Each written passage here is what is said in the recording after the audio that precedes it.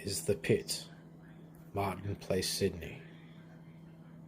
Spot takes me back, takes us a lot back to our childhood, good times, lots of fun, man, lots of good times, lots of good tricks.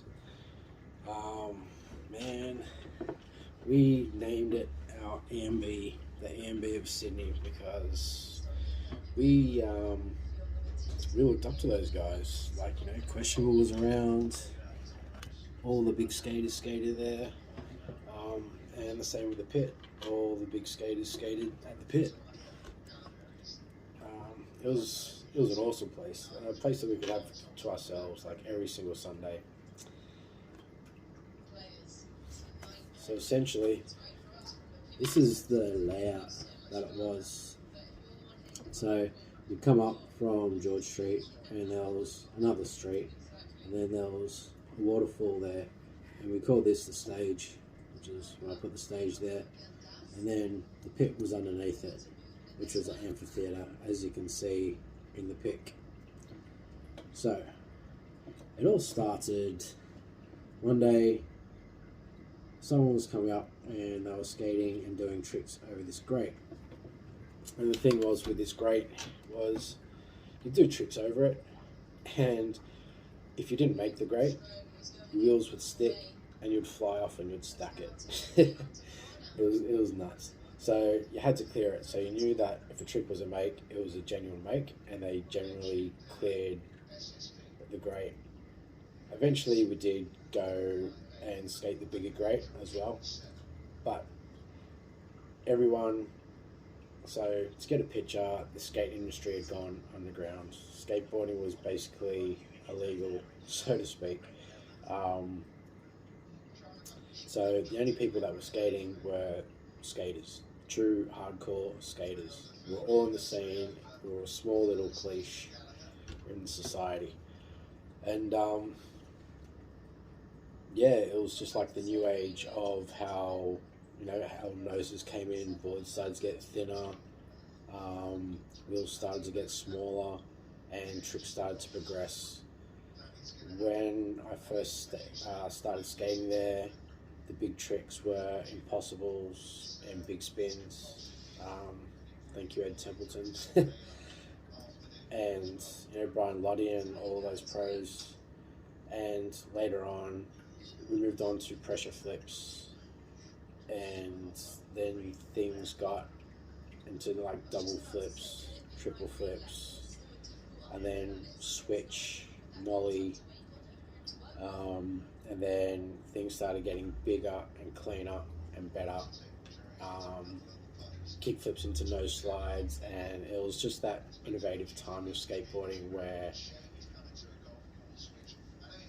the only people that were skating were just true hardcore OG skaters. Yeah, it was cool. It was a really cool time. It was very nostalgic. That's why you see a lot of the people that skated around then. To these days, they're still very patriotic about that sort of OG-ness, if that's a word, OG-ness. So everyone, people came from all over Sydney to skate this place, right? All over. And it ended up being like really crowded. So people started moving down to this amphitheatre, which was just up from the stage. And then it was all polished pebblecrete, so it was shaved off and smooth and slippery, so it was actually quite nice to skate on. And then we waxed these little stairs, and this was around the Plan B questionable days, and it was slightly rounded like this, and you could like sit on a nose slide and just push up into a K grind, and even just push around to a reverse K. And we were seeing that all over questionable and in the industry. I first saw it from my Carroll section in questionable, and we were all down there just like trying it, learning, and then as things progressed, we all progressed with skateboarding. Up further from that, going up the street, you had the Prudential double set, which is pretty iconic in itself as well. I'll get into that a little bit later. But yeah, it was one of those things. When you hear about AMB, how you had to have a set skill set, or you had to be a local to skate there. It was kind of, to me, anyway, it was kind of similar to there. Like you wanted to keep up and progress with everybody else. You wanted to do the latest tricks. You wanted to push yourself. We're all pushing each other. We're all helping each other. Um, it was all like, yeah, try this, try that. Um, Sometimes you wanted to be a little bit precious with your tricks. I remember as I was progressing, I wanted to try like a nollie 5.0 on the little stair, one of the little stairs, and I didn't want to seem like a goose, so I'll do some tricks that I knew, say like a little disaster to 5.0 and like shove it out, which was just the go at the time. This was probably around New Deal whatever kind of era, um, and so after I'd do the trick, I'd make sure I could get my nollies down enough, so like get on get onto this curb, and then I'd roll up and I would attempt it, and then nollie 5.0, and then it was like, yeah, cool. And I mean, the OGs respected you if you tried stuff. All the big names, they would have you back, and they'd be like, yeah, cool, like do it, or try doing this and try doing it like that. Um, we actually had a few people from Martin Place as well. Like we had Mike O'Mealy, which would come down quite often, and he would take photos of people like Davo, Alex, Zatapia, a whole lot of other people, and now he's over in the States doing photographs and stuff. Um, Man, I remember one day, fast forwarding a bit, I remember seeing, we rocked up and I saw Dave on one of the big stairs, which were a good knee height. He like popped up and he was doing like nollie nose grinds into it and like coming down, and I was just like, fuck dude, like I only just learned how to like kickflip nose slide into this thing, and you're nollying up into this friggin' stair and like grinding it. It was insane.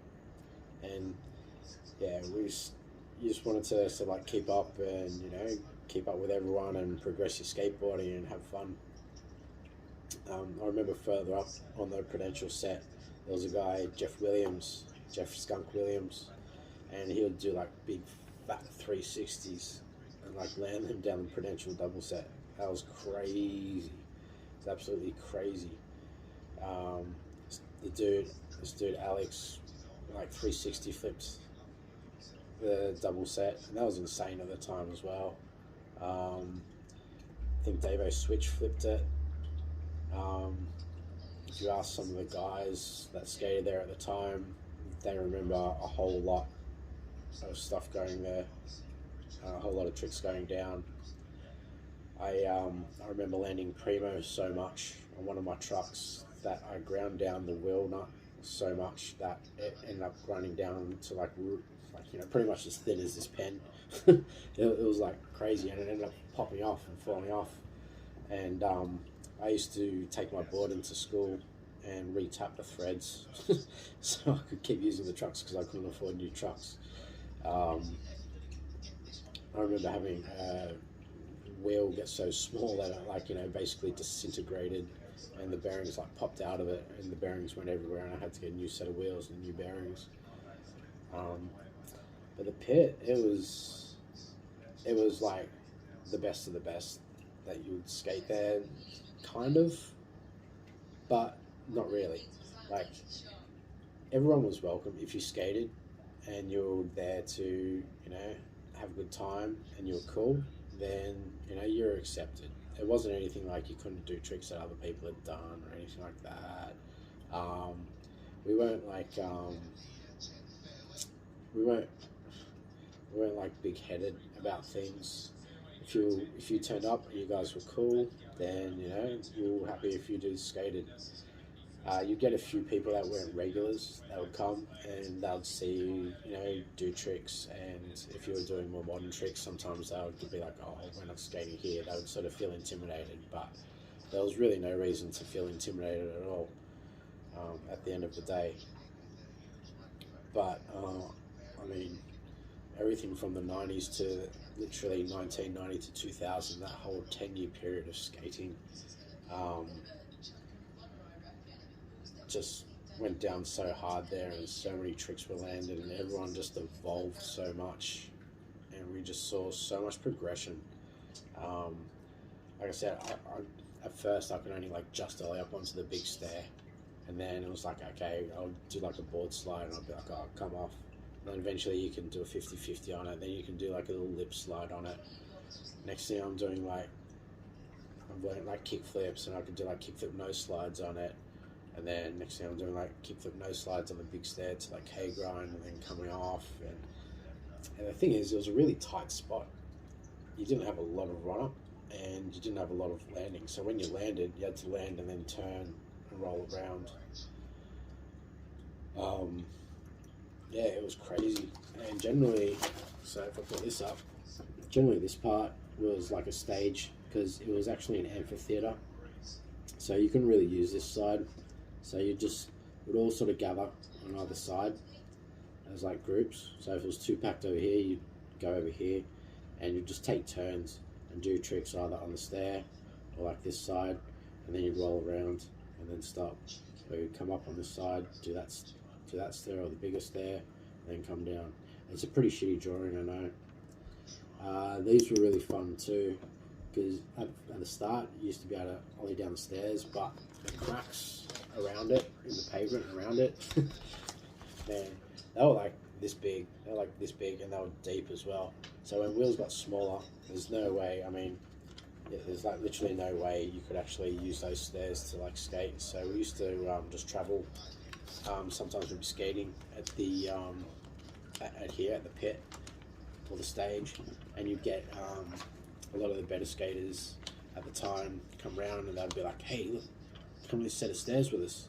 And next thing you're like scouting around the city, just like, you know, trying to like quickly bomb stairs before you get out. And going back to Prudential, there was this guy. He was a cleaner there, and or a keeper or something. He just used to look after the place, and he used to come out and he used to like tell us off, get out.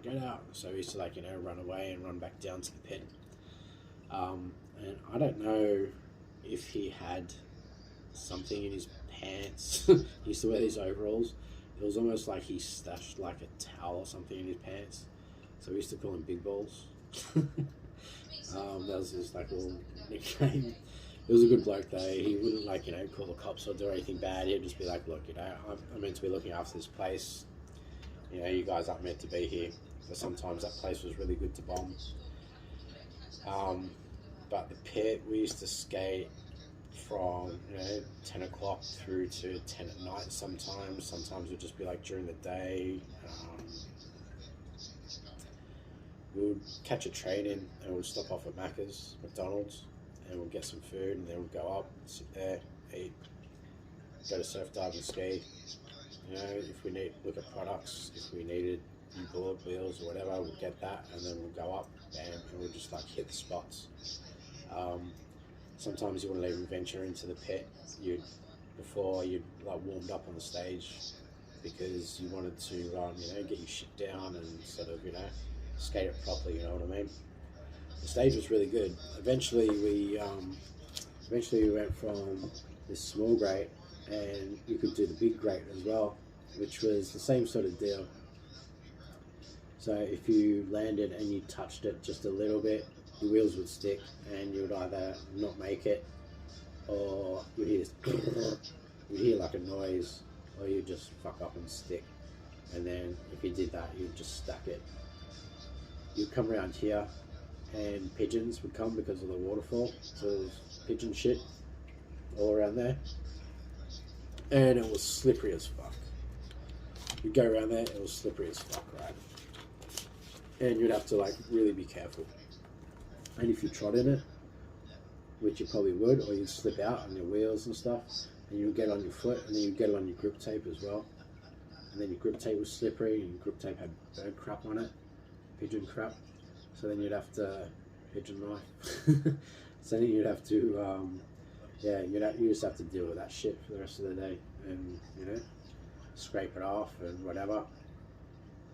So yeah, we'd all like line up for a while, like we're all lined up here at the start, and there would be like 20 of us just like lined up in this bit here, and then you do your trick one by one, do the trick, bam, land. If you stacked it, cool, you quickly just like go back around. If you landed it, cool, you just roll around, and we'll just all go in circles here. When you get drunk people from Saturday night, there was always some idiot. It wasn't us, it was just some idiot drunk person, and they'd put like shampoo or something in this waterfall, and it'll bubble up, and you'll turn up and there'll be like heaps of foam just like building up and just like pouring down. It's kind of hilarious, come to think of it. And this little thing here, that's actually a little statue that I kind of just tried to sketch out.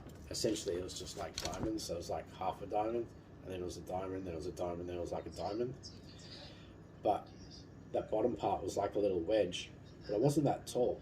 But you could actually do like do like little wallies on it, and like go bam, just like pop up and just like pop out. That was heaps fun. That was awesome. I loved that. I remember one time we came down, and people would bring stuff down all the time. Some people, I remember as Tapia bought like a crate, and once you bought like a bit of fencing or something, I think, anyway, he bought a milk crate. Some sort of barrier or something. I remember seeing him doing backside kickflips over it, and he was wearing York Saris, and I was just like, fuck man, this dude's insane, man. And he was like the raddest dude to chat to as well. We didn't want to chat to him for a while because we were just like, yeah, just kind of like let him be, like, you know, we don't know him, blah blah blah, he's sick, you know, because you didn't want to, you didn't want to be like a dickhead and like sort of suck up to him and shit like that, you know, give them respect. It's like, just do your thing. We was happy to skate there. Anyway, someone put like a door up here once, and we made it like a big bank. I remember rolling up, I was riding a Jeremy Ray Plan B, the one with the, it was like a dove graphic, and my tail had worn down to like 3 or 4 inches or something stupid like that. I think it was more like 4.5 inches. I didn't measure it, it had like worn through the ply. I remember doing like impossibles on it, because my foot was like, you'd have to put your foot on the bolts because the tail was that short. So you smack it down, and you could just like get like a mad whip and like scoop them up really high and pop it and like land it down. And then I was like, hey, what if I can get my foot in and then just flick it out and whip it under and flick it out and get it to do a tray flip. And I ended up getting them down, and then like that's how I learned to pop my tray flips up high. That was pretty cool.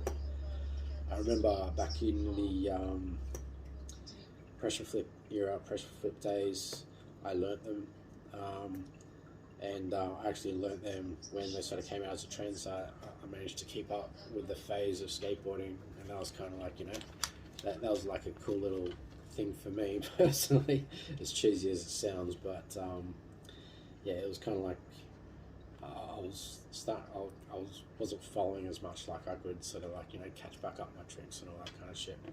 And I was just doing them over the grate, and David came on and goes, slam it into the ground and lift your legs high and like pop them high. I'm like, right, is that how you do it? He's like, yeah, like do it.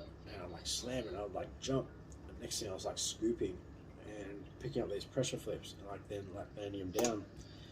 And from then, that's how I learned to actually get pop into my tricks and like pop everything up. It's like bam, and like, you know, lift it up. And I was like, wow, that just took me to a new level. Next thing, I could do, you know, all my flips I could start to lift up and get some height. And I went to like just doing stuff gutter height to doing stuff, you know, halfway up the shins. And the more I practice it, then I got close to knee height. And yeah, it was just, it was cool. Like, you know, like I said, people would be like cool to you and they'd help you out, and you'd learn. If you were cool, like if you were like decent, respectful, if you're a dickhead, then yeah, people just ignore you, or they just see you and be like, yeah, I'm not going to skate here because these people are here. But yeah, if you're like, you know, a legit person, people would be kind of like legit to you. And the ones that stuck around, like we learned a lot and made some good friends, and yeah, some really good memories. It was a really really cool place. Like I said, it was like our little it was our stomping ground. It was our childhood. It was our playground. Um, like we said, EMB was popular then, so it was like our EMB. It was like our personal thing. It was you wouldn't be there unless you're a skater, and you get people, at night finishing work, and they'll walk down. They're like, oh, skater, do a kickflip. And you do tricks, and they'll come down and they'll sit you, and they'll sit there on the stairs, like on the big stairs here. So I'd sit there on the big stairs, and they'll sit like at the top here. Sometimes we'll just put our bags up there, but when it got quiet, they'll come down and they'll sit and they'll just like watch you. And I'd sit and they'd sit and have lunch, and I'd just like watch you skate. And I was like, this is really cool. Like, this is like entertainment. Occasionally get the odd drunk person that would want to try and have a go, and they'll give us entertainment. Sometimes we'd skate it when it rains, and because it was polished Pebblecrete, it was like really slippery. And I remember this dude, I think his name was Juan, and he was from like Mossman. And this dude was doing like push shove it, so like where you just kind of spin it on the ground. So you got like your little turn shove it's where you kind of like turn it off the nose, and then the push shove it's, which are like from your back foot, you just flick it around like a pop shove it without the pop, right? It's just a push shove it, and it was sprinkling, and this shit was like heap slippery, and he was just like, he was like flinging it around, and he'd do like 721s and shit. It was fucking nuts. Man, we met so many cool people. There was some dude that came down from, I think he was from Finland, and his name was Tommy, and he ended up meeting this dude from SDS, and he was staying with him for a little while, a guy called Nathan. He's a great bloke. Nathan was a really good bloke. And yeah, this dude was like an insane skater, and he ended up showing us a little home video that they made where it snowed in over where they were. I think it was Poland, and they'd go into shopping centres and they'd skate inside the shopping centres. They're just seeing like different people, different tricks.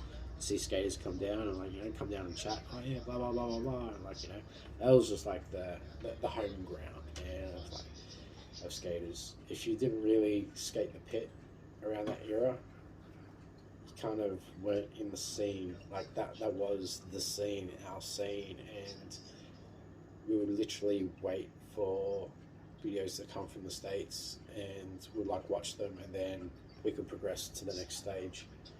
Otherwise we were just still doing the next thing.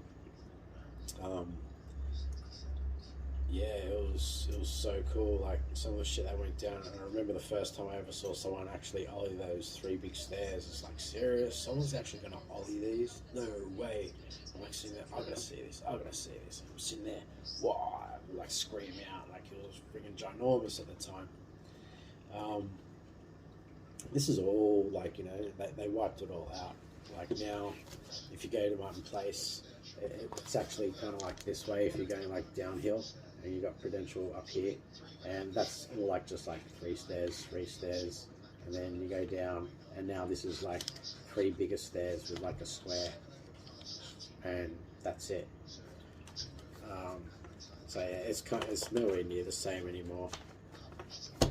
But yeah, I mean, the history of it and the nostalgia of it, and the place was just amazing for, not just me, every single skater that was there. Every single skater absolutely loved that place. It wasn't much, but it literally held the skate industry together and kept us going, and had us rejoicing, gathering in one spot, and keeping skating in Sydney, Australia, just like, pushing forward. And we were like a little team. Like if you were a skater, you were part of the team, and that's what it was. It's like, hey man, that dude's got like a fucking skate shirt on, come down, like skate with us or some shit. And it was like, like I said, skateboarding was underground, so we only, if it wasn't for this kind of shit that was there, like we had a place to gather. So if it wasn't for that, like a lot of us wouldn't have met, and like some people would have been pushed forward and done their thing, but a lot of people would have been left behind. Um, there was a guy, Alex, who was a photographer. Pretty sure his name was Alex, yeah. And he used to come down and take photos all the time, and sometimes he'd take us to like ledges and he'd take photos, and he would just like, you know, chat to us and stuff like that. And I think he actually taught me kickflips one day. I was just sitting there and I was like trying them. He's like, serious? He goes, you can do pressure flips, but you can't do kickflips. I'm like, yeah, I just never got around to doing them. I just wanted to progress, and they like caught me up, and then once I could do it, it was just like bam, I was just all in and just like, and then from there it was just like fucking 360 flips, nollie flips, and then once I actually got that stuff, then we were doing stuff more cleaner, and then yeah, skateboarding just like got bigger and better. It was a really great place. Like I miss it. There was nothing like it. The nostalgia is like 10 out of 10 for everyone. So many people would come up, like it was the type of place where if you knew someone and you snapped your board, you'd be like, hey man, look, I just want to try this one trick, I've been trying it all day, like can I borrow your board quick just to try it? Yeah, sure, cool, bam. Or, you know, if they land it, oh cool, I'd hand it back, see you later dude, whatever. Sometimes we'd go to like SDS, and you know, David would be like, alright, you know, we'll be off in like, you know, 10 minutes, I'm gonna come skate with you guys. And yeah, so he'd like come up, and sometimes we'd do like little tours around the city with him, and he'd take us to like different spots. But everything always started from Martin Place, and if you didn't have a spot and you just wanted somewhere to skate in the city, it was central to everything as well. There was like a station one way, and there was like town hall further up, which you could go like anywhere to like Sydney from. So it was like neutral to get to. It was quiet on Sundays. The stairs themselves were rough as guts, but with wax, and after grinding them and stuff, they ended up, you know, being nice. They were a little bit hard to skate because it was like a really round curve, so you really had to like sit up properly on your stuff. If you didn't sit your nose up properly, like on the ledge, you'd just slip off, and they'll just look like chumpy. So you really had to get up flat. So that was another good plus about it.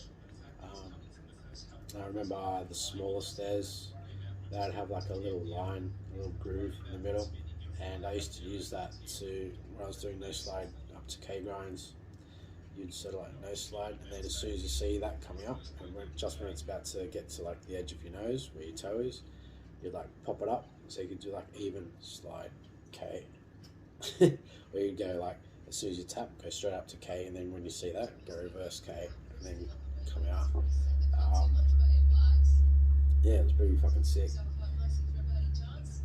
And yeah, so I mean, one of the dudes I skated with, he's been friends with a guy for like, you know, over 30 years now, just because I've met him at the pit. I mean, we've been best friends.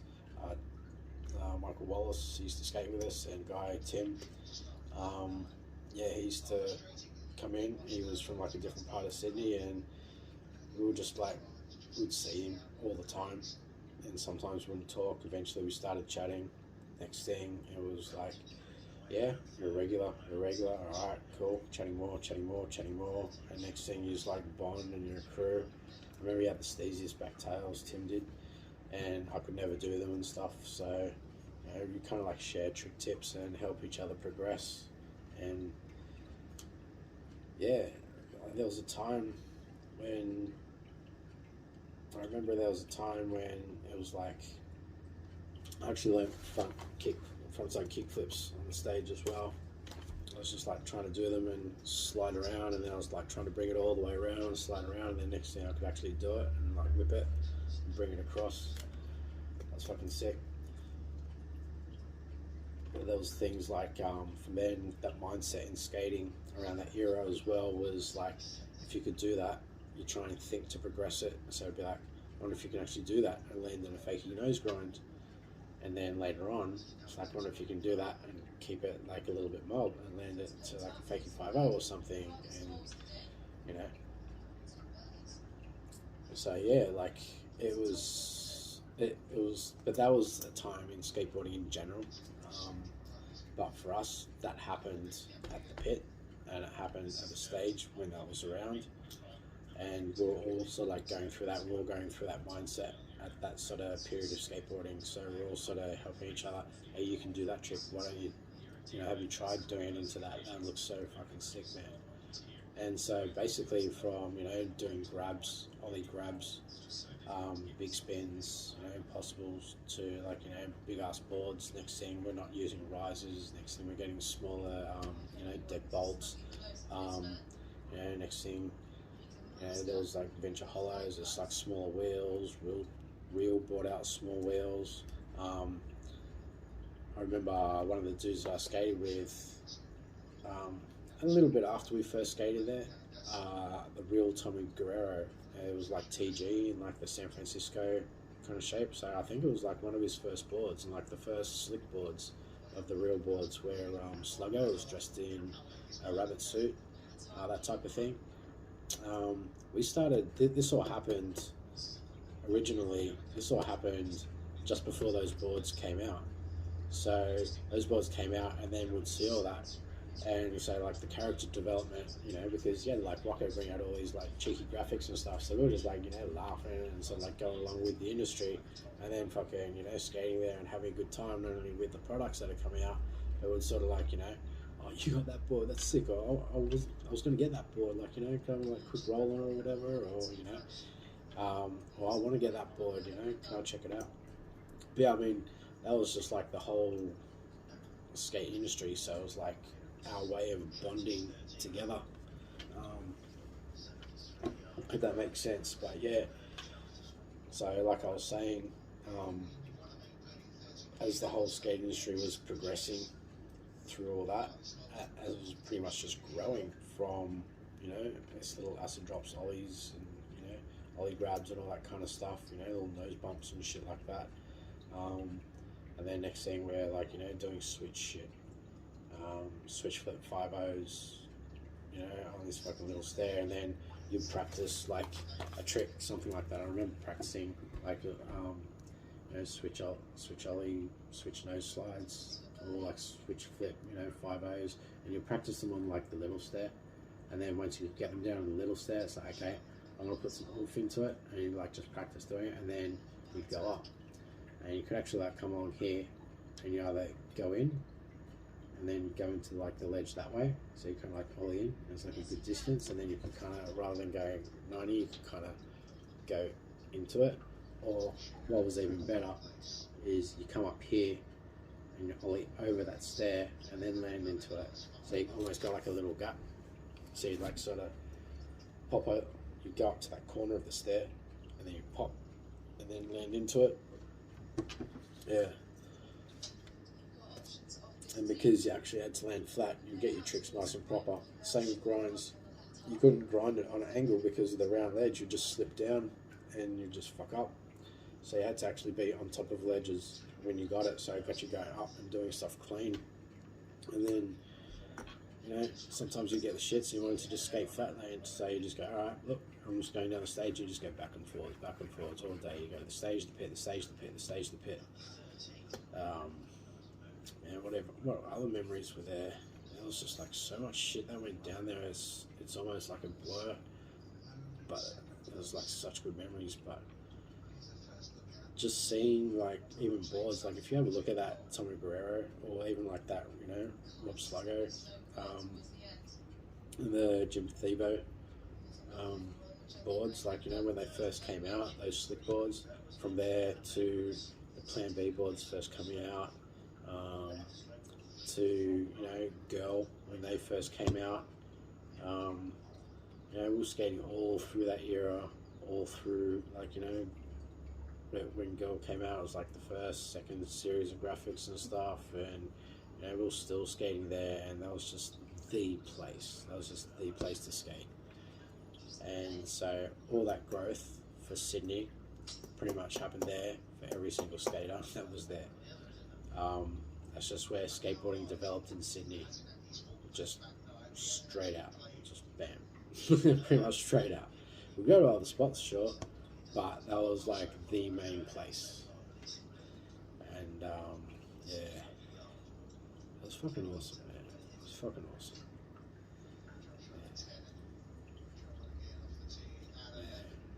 Yeah. The pit. The pit was a fucking brilliant place. I miss it. And I'm sure everyone else that's skating there does too. So, I hope you enjoyed this little vid.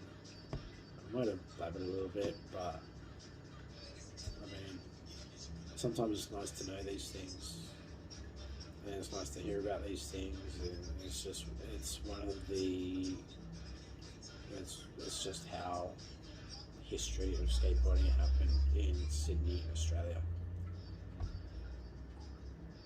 That's it. The end. This was the Prudential double set that I was talking to you about. 3 stairs, 6 foot of flat, 3 stairs, but it was a very low set. And another person that I forgot to mention about, and I apologize about this because he was an absolute awesome skater, was Mick Ewan. He used to do some fat nollie frontside heel flips, man. It was fucking sick. So props to Mick, and I hope you enjoyed the vid. Thanks.